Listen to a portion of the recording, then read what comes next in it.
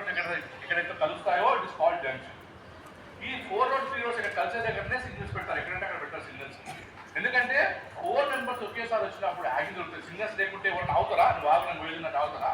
ఎవరు ఆగరు. ఎవరికి అంత ఓపిక అంత ఇది లేదు ఎవరు కూడా. సో అందరు ఒకేసారి వస్తారు కాబట్టి అక్కడ సిగ్నల్స్ పెట్టినారు పోలీస్ వాళ్ళు. పెట్టడం వల్ల ఏంటిది, 2 రోడ్లు రెడ్ సిగ్నల్ చూపిస్తారు, 2 రోడ్లు అంటే వీళ్ళిద్దరు ఆగిపోతారు, వీళ్ళిద్దరు మూవ్ అవుతారు. ఇప్పుడు ప్రాబ్లం ఉంది ఎవరికైనా? ఎవరికి లేదు. మరి నెక్స్ట్ వీళ్ళకిద్దరు రెడ్ పడుతుంది, వీళ్ళిద్దరు గ్రీన్ వస్తుంది, ఇప్పుడు వీళ్ళు మూవ్ అవుతారు, ఇప్పుడు ఎవరికి ప్రాబ్లం లేదు. కానీ మన వాళ్ళు ఏం చేస్తారు, చాలా మంది యంగ్ స్టూడెంట్స్ రెడ్ సిగ్నల్ పడ్డప్పుడు అక్కడ ఎవరు జంక్షన్లో పోలీస్ లేకుంటే అలాగే జంప్ చేసిపోతున్నారు. అదే అన్ఎడ్యుకేటెడ్ పీపుల్ పెద్దవాళ్ళు రెస్పెక్ట్ చేసి నిలబడుతున్నారు. కానీ యంగ్ పీపుల్ అంటే 60 to 30 years వాళ్ళు అక్కడ పోలీస్ లేకుంటే ఏ లైట్ వచ్చినా ఒకటే లైట్ వాళ్ళకి పోవడం, ఒకటే లైట్ వాళ్ళకి. రెడ్ ఉన్నా, గ్రీన్ ఉన్నా, ఎల్లో ఉన్నా పోవడం ఒకటే లెక్క వాళ్ళకి. అలా జంప్ చేసి వెళ్ళడం వల్ల, గ్రీన్ నుంచి ఫాస్ట్ వచ్చడం వల్ల అక్కడ యాక్సిడెంట్ జరిగి ఎంతో మంది చనిపోతున్నారు. కాబట్టి మీరు అన్న తర్వాత, మీరు పెద్దగా అయిన తర్వాత ఖచ్చితంగా రెస్పెక్ట్ చేయాలి. సిగ్నల్స్ ఉన్నాయి మా కోసం, మేము రెడ్ సిగ్నల్ పడ్డప్పుడు అవుతామని మీరు నిశ్చయించుకొని పాటించాలి. ఇప్పుడు రెడ్ సిగ్నల్స్ ఎంతసేపు పడుతుంది? గంట సేపు పడుతుందా? ఒక హాఫ్ అన్ అవర్ పడుతుందా? 15 నిమిషాలు పడుతుందా? 5 minutes ఉంటాయా? కాదు, ఓన్లీ 1 minute 60 seconds. 60 సెకండ్లు ఆగి ఓపిక లేదు మనకు. 60 సెకండ్లు ఆగిపోతే ఎవరికి యాక్సిడెంట్స్ కాదు, అందరూ హ్యాపీగా ఉంటుంది.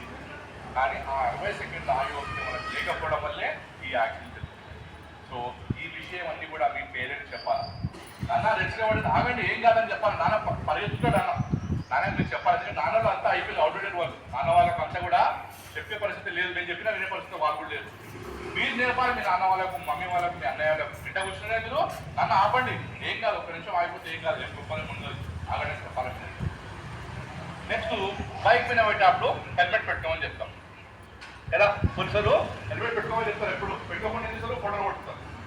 అప్పుడు మీకు చాలా గొప్ప పోలీసులు అంటే నిలబడి పోలీసులు అంటే, ఎందుకంటే అవసరంగా మీరు ఫోటోలు కొడతారు, ఫైన్ వేస్తారు, పని మాట ఎక్కడ లేదని చెప్పేసి ఇన్నర్ ఫీలింగ్ అందరికీ.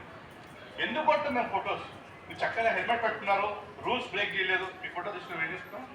ఏమిటి పనికి రాదు. మీరు తప్పు చేస్తారు కాబట్టి మీకు ఎవిడెన్స్ చూపించాలి కాబట్టి ఫొటోస్ కొడతాం. మీరు తప్పు చేయకుంటే మేము ఫొటోస్ ఎప్పుడు కూడా కొట్టారు. పోనీ ఆ ఫొటోస్ ఎందుకోసం కొడతాం? ఎందుకంటే మీరు హెల్మెట్ పెట్టుకోకపోవడం వల్ల హెడ్ ఇంజరీ అయిపోయింది. బై ఛాన్స్లో కింద పడ్డప్పుడు ఫస్ట్ దెబ్బ తగిలేది హెడ్కి.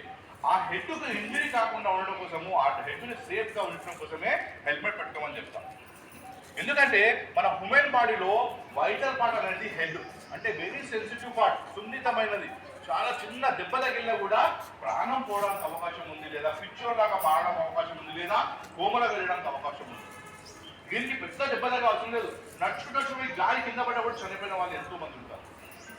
అందుకని ఈ హెడ్ చాలా సెన్సిటివ్ కాబట్టి దీన్ని కాపాడుకోవాలని చెప్పడానికే హెల్మెట్ పెట్టుకోమని చెప్తాం. కానీ చాలా మంది పోలీసుల భయానికి హెల్మెట్ పెట్టుకుంటారు. వాస్తవానికి తమ హెడ్ని ప్రొటెక్ట్ చేసుకోవాలా, నా హెడ్ కాపాడుకోవాలా, ఇది నేను సేఫ్గా ఉండాలి అనేవాళ్ళు కొనేవాళ్ళు 90% ఎవరు ఉండరు, ఓన్లీ జస్ట్ 5% అనుకుంటా ఐ థింక్. మరి ఈ 90% పోలీసుల భయాన్ని కొనుక్కున్న హెల్మెట్ని కొనుక్కొని దగ్గర పెట్టుకుంటారు. ఎక్కడ పెట్టుతారు? ట్యాంక్ మీద జాగ్రత్తగా పెట్టుకుంటారు, హీరోలాగా వదులుతారు.